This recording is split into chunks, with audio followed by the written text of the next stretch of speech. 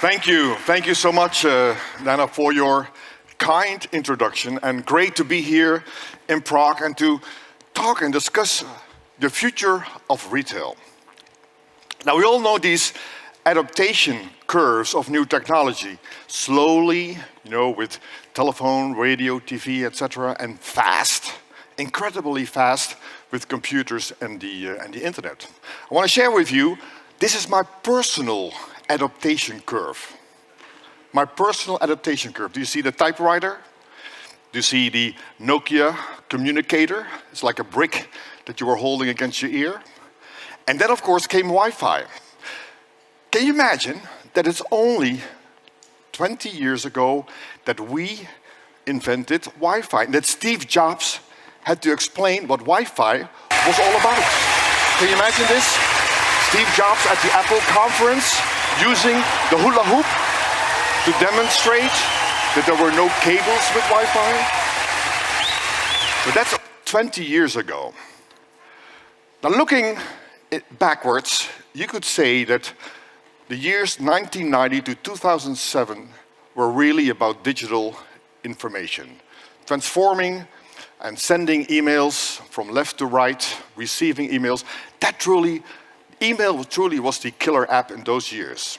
And then, of course, in 2007 came the smartphone, and by now 5 billion people have smartphones. It's incredibly. And that has truly changed the way we communicate, the way we interact, the way we play games. So we went from digital information to mobile communication.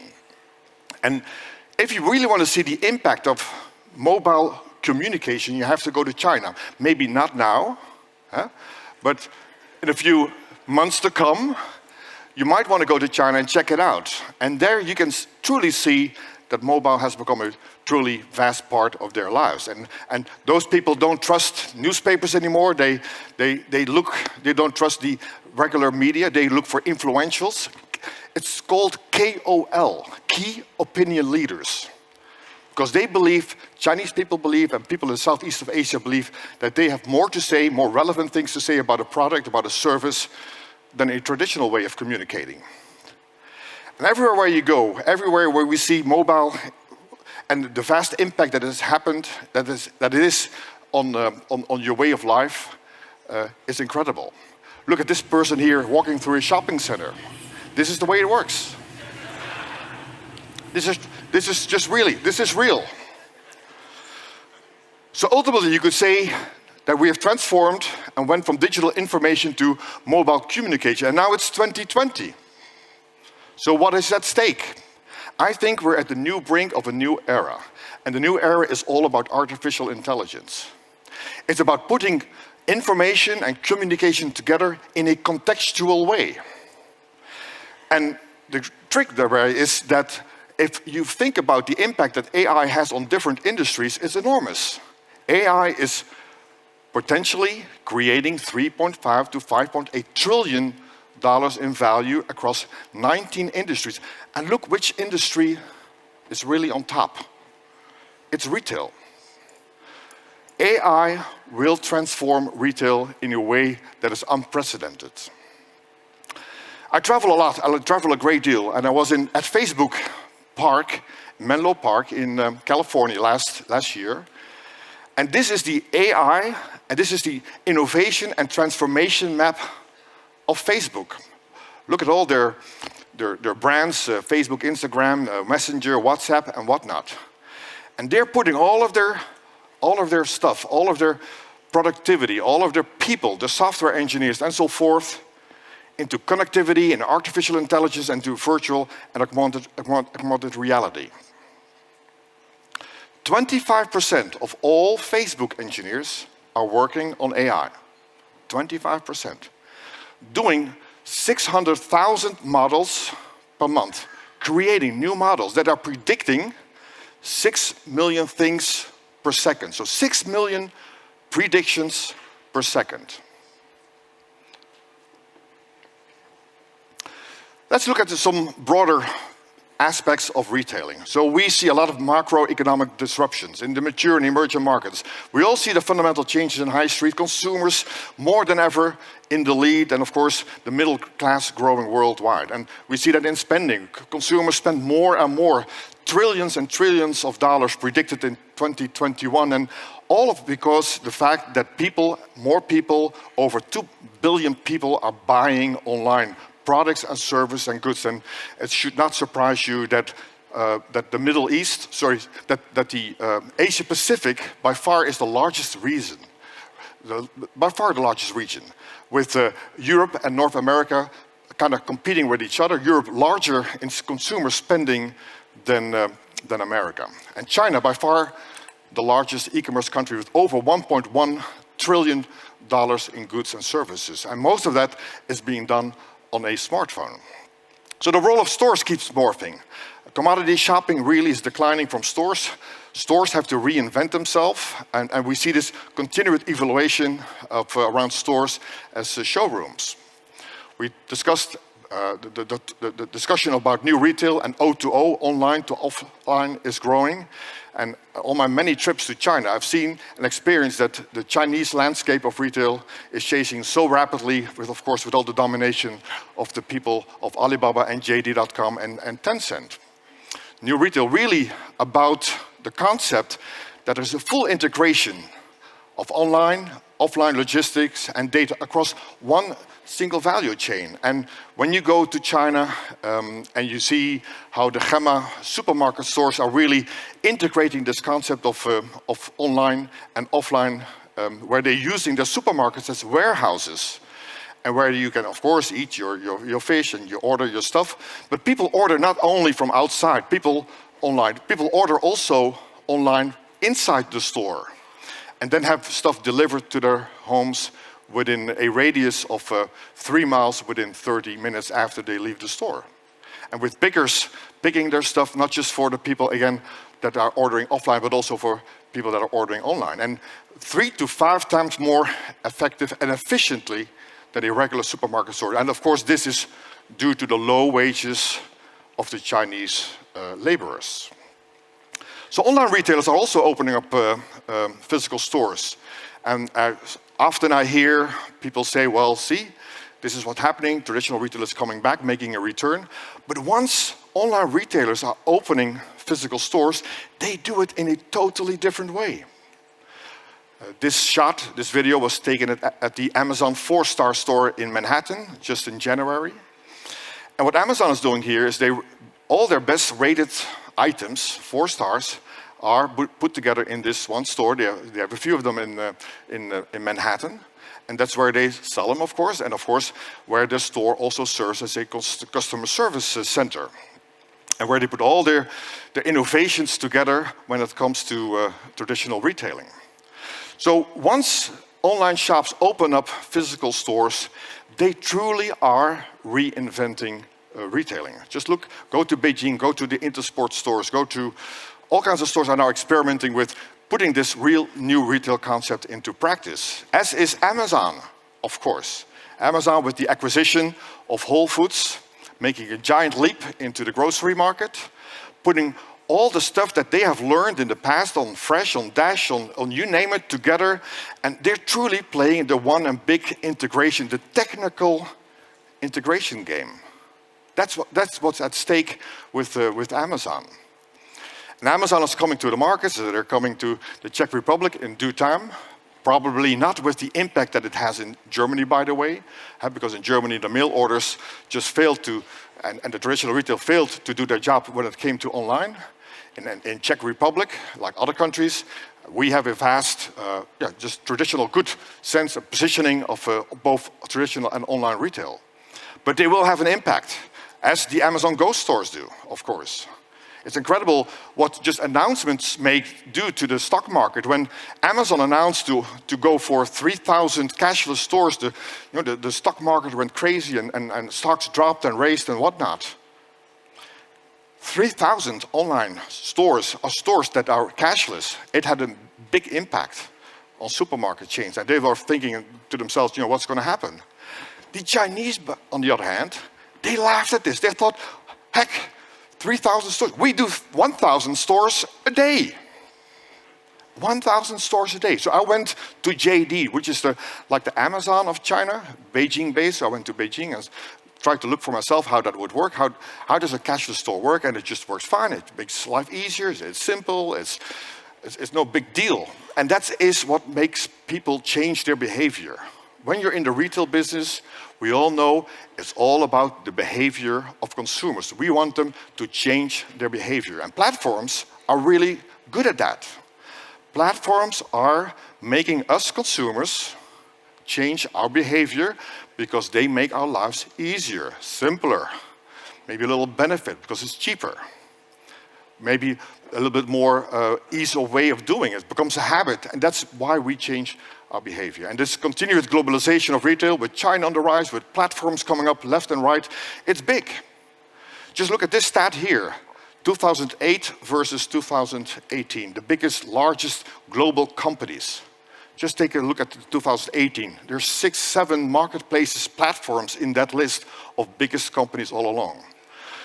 So marketplaces and platforms are truly being a game changer in the world of retail.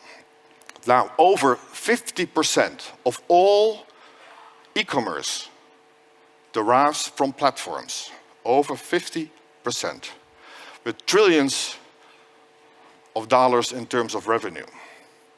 And more important, also 52% of the consumers prefer that way of shopping in relationship to doing your shopping with a regular web shop. Amazon, by far, obviously, is the largest platform. Alibaba is larger in terms of gross merchandise value that is being spent on the platform, but in revenues, Amazon is bigger, making a profit, having a 50% market share in the US, having over 5 million sellers on their marketplaces, and most crucially, having a very loyal constituency. Over 100 million households in the US and elsewhere are a member of Prime. And Prime is wonderful. It makes your life easy. I mean, you get all your stuff delivered to your doorstep for free if you pay a little extra. It's just great. And think about it. In the ecosystem of Amazon, you as a consumer are being treated the best way you can. And Amazon therefore reaches, I took this picture at the conference in New York this January. Amazon reaches to far more hearts and minds than other retailer. And this is kind of scary, because what are traditional retailers doing wrong? They also help out the retailers, both web shops, traditional retailers, and so forth. They provide all kinds of services, marketing, fulfillment, you name it. Of course, you pay a little extra. On top of the commission of 10, 15% for every sale, you pay a little extra for all these services. And of course, you have to give all your data to Amazon, as you, by the way, have to do to Google. And they use it to come to a better offering when it comes to their own private labels. Amazon had 250 private labels, over 250 private labels last year. Which of course comes to then we think, of course, what does this mean for the global tech players? Are they becoming monopolies, like a monopoly? And some people do think that that's the case. And then there's the question, are they misusing their power? And we at Ecommerce Europe really look carefully at this, because we think it's crucially important that there is and there will be a level playing field, as it should be with AliExpress, coming in with all kinds of subsidies from the Chinese government and UPU regulations, where they have the lowest tariffs when it comes to sending products over to Europe. So we have to make a stand to this. Now, other developments are, of course, crucially important. AI, artificial intelligence and machine learning will really come up and provide the fuel for the data science revolution, blockchain, data analytics, etc. As we already see happening, this probably you know, the IKEA app, where you can actually put your furniture in your app and see where it fits best in your living room, in your kitchen, and that's easier than to do this in a shop. Go to a supermarket aisle. This augmented reality will give you additional information right, that will make sure that you make the right decisions. As you can see here in this supermarket with your tablet and whatever, this is your shopping list, you're buying all kinds of stuff, your budget is on your app, you want to go for some, if this is your list, this is your shopping route, you want to check and get the help from the app, what is the most ripe avocado, and of course you buy it and you see that your budget is adapting to it, you want to find the healthiest cookies. And this is the way augmented reality is working with the help of artificial intelligence. Back to China, back to Beijing, because also JD.com has its 7 fresh stores. It's new type of grocery stores where the blockchain is playing an enormous part of the reasons why people will choose this potato or that potato. Just look here, this potato. You scan your potato and on top of the screen you see where the potato came from, which was the farmer, what were the health certificates, etc., etc., etc. Chatbots having a vital part in the way we shop because they are able to give us the help, the assistance that people will not do or will have a longer time to do so. Check out the visualization that now comes into play and the virtual assistants and the chatbots that will help you do your shopping online on an app or on your smartphone while you're in the metro, subway or whatever. And this is the way it works. And this visualization becomes crucially more important and more effective because with 3D postures, we are able to provide a much, much, much, much better way of doing your shopping when it comes to fashion. And again, chatbots and virtual stylists like the Salon stylist from Zalando. Levi's, the jeans company, has a virtual stylist. So they will help you, they will interact with you and communicate with you in a new and different way. While at Facebook, we saw the impact of Instagram shopping. I do not dare to raise the question, who does Instagram shopping here? But lots of people do. Lots of people do. Because it makes their life easier, it's simple, it's attractive, and it's a new way of doing your shopping. And of course, when it comes to the Echoes and the Dashes and the Google Homes from this world, we all realize that voice will be the next revolution. And it will be. And why will it be? Simply because it's easier to talk to something than to type in something. It's more effective, it's more efficient, it's simpler, and all these combined are reasons for people to change the behavior from left to right.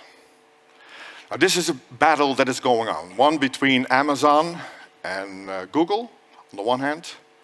It will have an impact in, let's say, 2, 3, 5 years to come. Retailers should look for it, they should find a strategy, because you want to be part of the list of the products that Amazon or Google or any other are selling.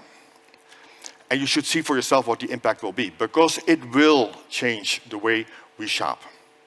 And I want to show you the commercial that Amazon showed at the Super Bowl. And in the commercial, by the way, you see Jeff Bezos, but you also see the impact and the money Amazon is putting into this new tech revolution.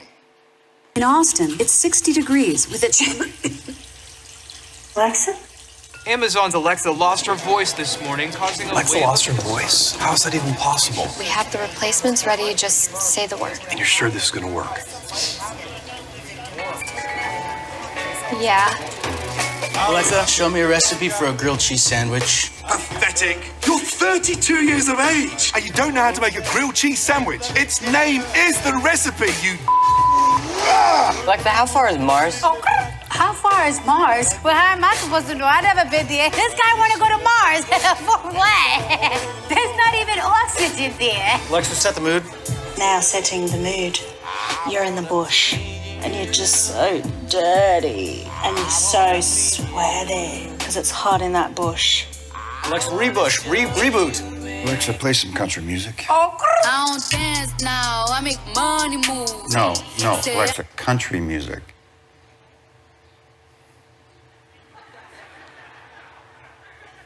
I be in and out them dance so much, I know they tired of me. Alexa, call Brandon. I'm afraid Brandon is a little tied up. But do let me know if there's anything I can help you with. Jessica? Nobody does. Good boy. Thanks, guys, but I'll take it from here. So the role of retail and brands interacting with consumers in the future will change. Consumers shift to experiences, the more experience is crucially important. And the interaction needs to be more personal. And of course, with the help of a little data, with the help of a little technology, that can be accomplished. And I think from that perspective, in my opinion, the new retailer's mantra should be that retailers should no longer, and this is important, the retailers should no longer try to fit the customer in their environment. Because that's what we used to. That's a traditional way of thinking. They come into our shop and then the consumer has to adapt to our shop. That's no longer the way people want to shop. Retailers really should try to fit in seamlessly in the life of their consumer. And that, just really think hard on that. That's a different concept. Because that creates loyal customers. Then you, as a retailer or brand, are a part of their lives. Ultimately, I think that the future of retail, therefore, is share of life. You want to become a part of their lives. You want to become a share of their life. If you can accomplish that, then you can create loyal customers in a time that's disruptive, in a time where retail transformation is just only starting. And of course, with the help of a little technology, you might be able to do a better job. Play jazz. Playing jazz. Smoothie. Making smoothie. Calendar. No meetings today. Remember, tandläkare at 9:30. Fire off. Fire off. Open door. Door open. Sånn. Så skal vi sette en til. Ja. Open door. Wrong voice command. Open door. Wrong voice command. Open. Open door. Repeat that. Open door. I didn't understand that. Hey, open door. Play on the floor. Get over the door. Open the door. Wrong Open the voice door. command. Error. Hey, there. With a rock. Open door. Open door.